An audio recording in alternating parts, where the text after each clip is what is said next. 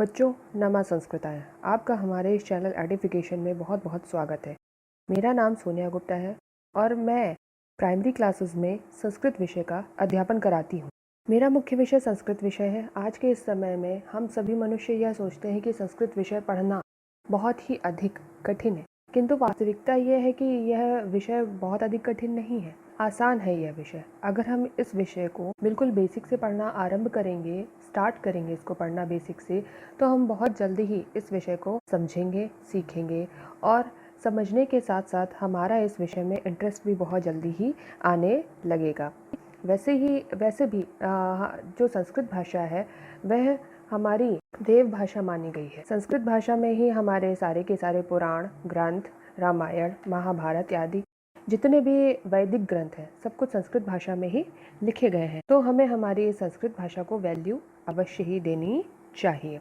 तो हम आज के अपने इस संस्कृत विषय में बेसिक से स्टार्ट करते हैं और आज का हमारा जो टॉपिक है वो रहेगा वचन और लिंग। लेकिन उससे पहले बच्चों, अगर आपने हमारे इस चैनल को अभी तक सब्सक्राइब नहीं किया है तो प्लीज़ हमारे इस चैनल को सब्सक्राइब कर लीजिए और हमारे इस चैनल को लाइक कीजिए और शेयर कीजिए। चलिए अब हम स्टार्ट करते हैं।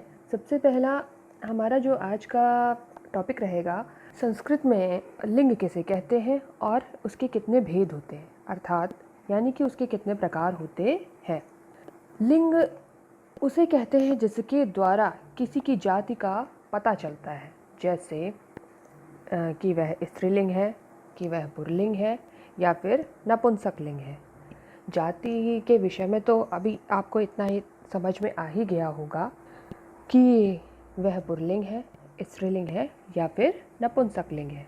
ठीक है, तो मुख्य रूप से हमें इसके विषय में पता चल गया और लिंग के विषय में अब आगे हम ये जानने की कोशिश करते हैं कि संस्कृत में लिंग कितने प्रकार के होते हैं। संस्कृत में लिंग मुख्यतः 3 प्रकार के होते हैं, पुल्लिंग, स्त्रीलिंग और नपुंसक लिंग। पुल्लिंग वह लिंग होता है जिससे पुरुष जाति का बोध होता है, यानी कि जैसे नरः, कविः, रामः, रमेशः, मोहनः इत्यादि, यानी कि जिससे किसी पुरुष यानी कि जिससे किसी मेल के बारे में हमें पता चलता है, जैसे राम, मोहन, श्याम आदि। ये होता है पुल्लिंग। और स्त्रीलिंग वह लिंग होता है जिससे स्त्री जाति का बोध होता है, यानी कि हमें यह पता चलता है कि वह फीमेल है।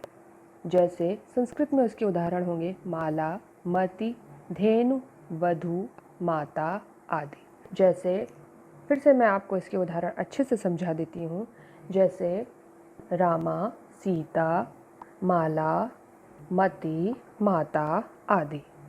ये हो गए स्त्रीलिंग के उदाहरण। और नपुंसक लिंग वह लिंग होता है जिससे ना तो पुरुष जाति का बोध होता है और ना ही स्त्री जाति का बोध होता है, यानी कि इस लिंग के द्वारा ना तो हमें पुरुष जाति के विषय में पता चलता है कि यह पुरुष जाति का है और ना ही स्त्री जाति का पता चलता है कि यह वस्तु जो है स्त्री जाति की है। उसको हम लोग नपुंसक लिंग कहते हैं। जैसे संस्कृत में इसके उदाहरण होंगे जैसे फलम, वार, मधु, जगत आदि।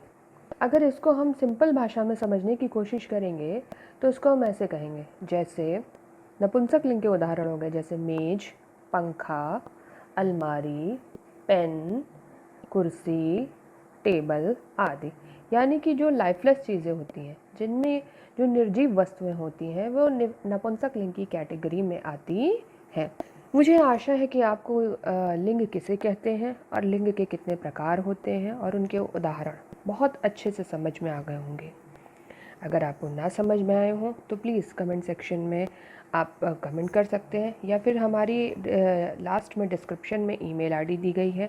आप इस प्रश्न से रिलेटेड कोई भी आपकी क्वेरी हो, आप वहाँ पर अपने क्वेश्चंस मुझे भेज सकते हैं। चलिए अगले प्रश्न पर अभी हम पहुँचते हैं अपने। आज का हमारा अगला प्रश्न है, वचन किसे कहते हैं और उसके कितने भेद होते हैं। वचन उसे हम कहते हैं जिसके द्वारा किसी चीज़ की संख्या के विषय में पता चलता है कि वह कितनी है, उसे हम वचन कहते हैं। जैसे एक व्यक्ति, एक वस्तु या 2 पुस्तकें या 4 फल या 4 पेन या फिर बहुत सारे लोग, बहुत सारे पेज, बहुत सारी पुस्तकें आदि। अब अगला इसका जो प्रश्न आया कि अभी आपको वचन तो समझ में आ गया होगा अच्छी तरह से कि वचन हम किसे कहते हैं, लेकिन अब मुख्य प्रश्न इसका ये है कि वचन कितने प्रकार के होते हैं या फिर वचन के कितने भेद होते हैं। संस्कृत में वचन जो है 3 प्रकार के होते हैं, एक वचन, द्विवचन और बहुवचन। एक वचन वह वचन होता है जिसके द्वारा किसी एक ही वस्तु का बोध होता है। अगर हम इसको सिंपल भाषा में समझेंगे तो इसको इस तरह से कहेंगे, एक वचन वह वचन होता है जिसके द्वारा केवल एक ही वस्तु के विषय में पता चलता है। जैसे कोई एक पेन, एक पेंसिल, एक अलमारी, एक मेज़, एक पुस्तक, एक औरत, एक पुरुष, एक बच्चा, कोई भी एक चीज़ हो, उसको हम एक वचन की कैटेगरी में रखते हैं। दूसरा पॉइंट इसका हुआ द्विवचन। द्विवचन वह वचन होता है जिससे हमें 2 वस्तुओं का बोध होता है।